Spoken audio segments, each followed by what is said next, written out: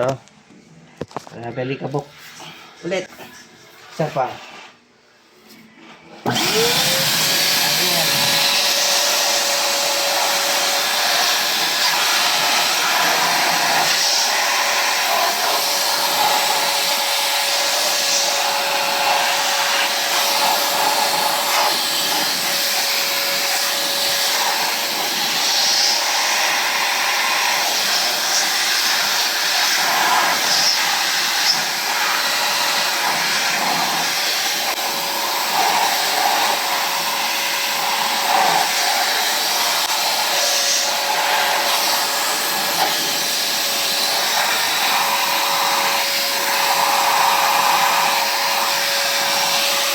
Nalinisan.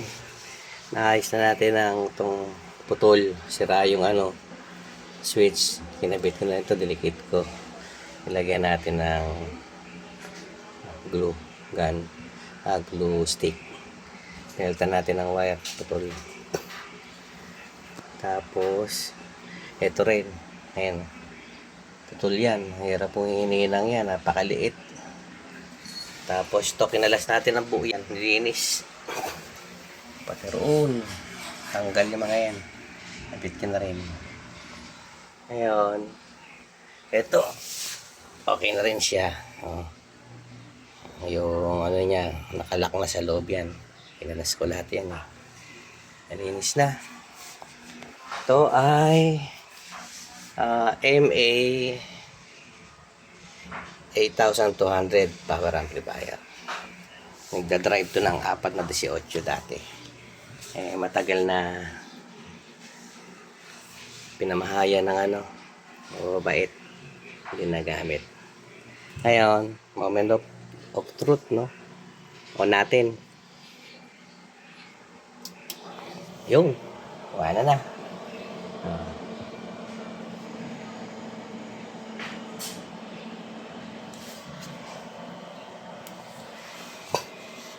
Kaya lang, isa lang ang gumaganang pan. Isa, hindi.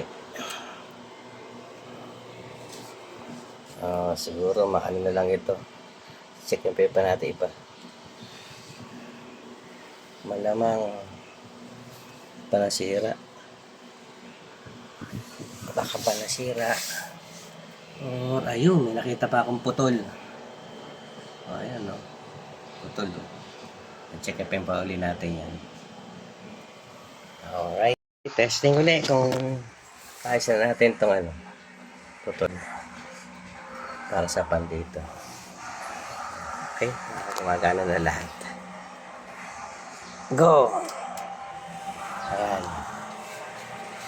Natin. Ayun. Working na. Dalawang pan. Alright. Okay.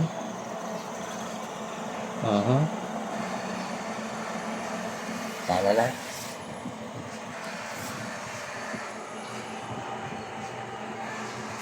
Very good.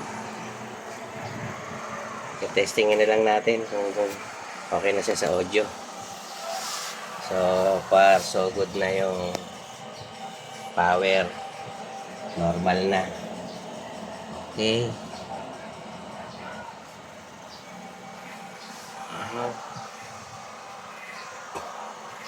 Tignan pa natin mamaya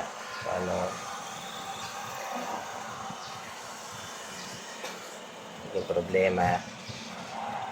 Alright.